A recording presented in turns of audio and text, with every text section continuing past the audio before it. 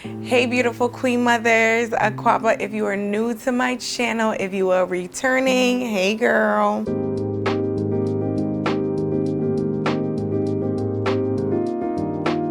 This is something I learned very early on when I started doing a lot of the purpose discoveries after my journey with postpartum. And I realized that we needed to adjust our relationship with money. So one day I decided, I was like, let me create this tool, right? And check my net worth and see how much money I was actually worth. And when I started putting down some things, I started realizing it's not always about how much money you're earning. It's about how you manage money. And I always like a reference in the Bible when it talks about the parable of the talent.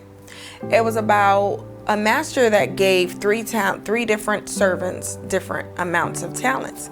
And one he gave 3, the other one he gave 2, the third one he gave 1.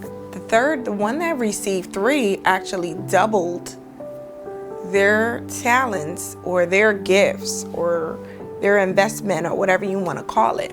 The one that received 2 also came back and had doubled theirs as well and brought 4 as opposed to 2. Now the last one, he only brought the 1 that he received back. And y'all, that always reminds me, because I think of our mindset of, oh, well, I'm not making enough. Or, well, I don't have a job, or I'm not doing, this is not ideal for me.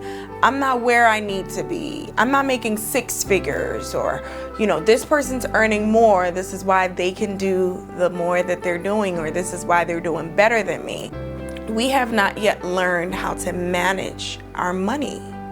And y'all, when you finally understand how money is very important and your relationship with money is imperative to your success in life, again, it's never about how much money that you are making. It's about how you manage. So you notice that when people win the lottery, they actually end up losing that money within the next 2-3 years.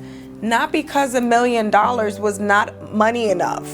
You can live off $1 million for the rest of your life if you know how to manage money. I want a lot of you moms out there, because we oftentimes feel like we need more, right? We need more. We need to go get another job. And it's bad enough. And when we're having to parent, it's bad enough that we have to do 1. Left alone, now we're gonna have to couple it with 2 jobs because the need always increases. But I want you to remember, your relationship with money is very important. You must always balance your checkbook. And y'all, finally, when I found out this secret in life, when I discovered this revelation, it changed the game for me. There were times when I wasn't earning that much money, but I was able to do so much more because the mentality around money changed. My mindset changed. How I use money changed.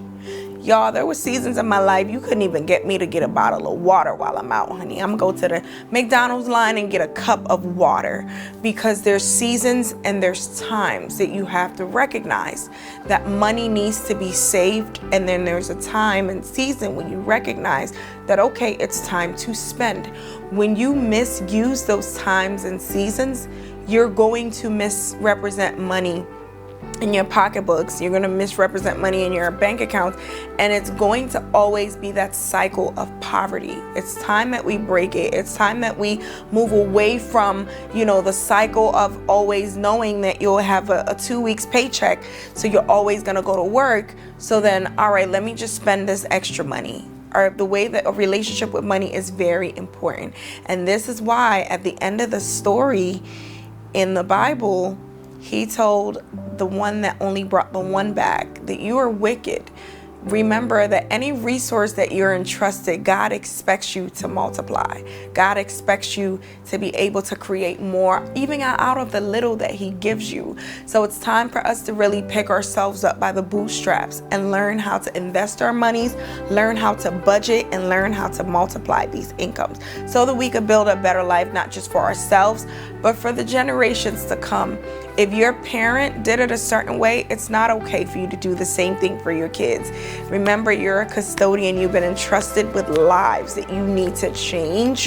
The economy is changing every single day, and so does your mindset.